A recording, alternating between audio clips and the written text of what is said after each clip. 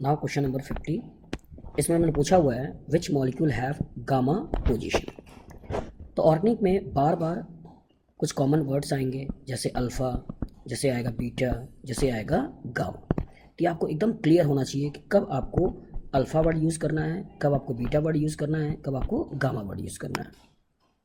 तो ये दिमाग में रखना है कि अगर ऐसा कोई फंक्शनल ग्रुप है जिस पर्टिकुलर में कार्बन नहीं है, जैसे अल्काइल हैलाइड, जैसे अल्कोहल, जैसे अमीन्स, जैसे सल्फोनिक एसिड्स, तो जिनमें कार्बन मौजूद नहीं है, ये जिस कार्बन से डायरेक्टली जुड़े होते हैं इसको बोलते हैं अल्फ़ा पोजीशन, इसके बगल में बोलते हैं बीटा पोजीशन, और उसके बगल वाले को बोलते हैं हम गामा पोजीशन। क्लियर। इवन अगर ईथर की बात करते हैं COC, तो हम इधर वाले पार्ट को पकड़ते हुए इधर ही अल्फ़ा, इसके बगल में बीटा, इसके बगल में अगर होता है तो गामा। इवन इसको लें, ये अल्फ़ा, इसके बगल में ये बीटा, इसके बगल में ये गामा पोजीशन हो जाएगा। इवन हमें ऐसा भी दिमाग में रखना हो सकता है कि पॉजिटिव चार्ज सिस्टम में मौजूद हो या फिर नेगेटिव चार्ज सिस्टम में मौजूद हो। तो बस ऐसे कोई फंक्शनल ग्रुप जिसमें कार्बन नहीं है, उन पर्टिकुलर्स के लिए हमें वर्ड यूज़ करना है अल्फ़ा डायरेक्टली अटैच कार्बन के लिए, उसके बगल में बीटा, फिर उसके बगल में गामा। और ऐसा कोई कंपाउंड हो, ऐसा कोई फंक्शनल ग्रुप हो जिसके अंदर कार्बन है, जैसे एल्डिहाइड हो गया, कीटोन्स हो गए, कार्बोक्सिलिक एसिड हो गया, आपका अमाइड हो गया, आपका एसिड हैलाइड हो गया, एसिड एनहाइड्राइड हो गया, इवन एस्टर्स हो गया।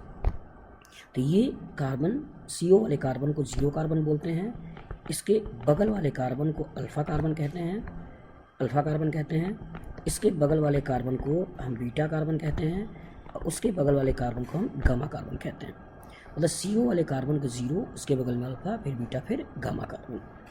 तो इसका मतलब अगर मैं इस क्वेश्चंस पे आता हूँ और आपसे पूछा जाए कि क्या ए वाले मॉलिक्यूल्स के अंदर गामा पोजीशन है या नहीं है, तो नाइट्रोजन से डायरेक्टली अटैच ये जो कार्बन है ये हो गया अल्फ़ा, इसके बगल में ये बीटा, ये अल्फ़ा, ये अल्फ़ा, ये अल्फ़ा, ये बीटा, ये बीटा, और मैं इस कार्बन के कॉरस्पॉन्डिंग इसको देखें तो ये भी बीटा।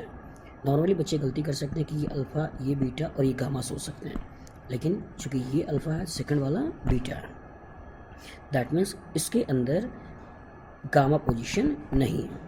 अगर इसको सोचें तो ये अल्फ़ा, ये अल्फ़ा, ये अल्फ़ा, यहाँ पे ये बीटा, ये गामा, यहाँ पे ये बीटा, ये गामा, यहाँ पर अल्फ़ा, ये बीटा, और ये हो गया आपका गामा पोजीशन।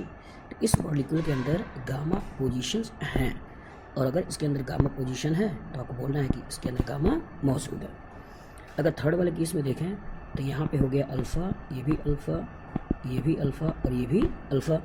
अगर इसके नीचे आएँ, यहाँ पे बीटा, यहाँ ऊपर जाएँ, यहाँ बीटा, यहाँ ऊपर जाएँ, बीटा, यहाँ ऊपर जाएँ, बीटा, और तीनों बीटा के इधर जाते हैं तो यहाँ पर गामा पोजीशन है। तो C में भी गामा पोजीशन मौजूद है।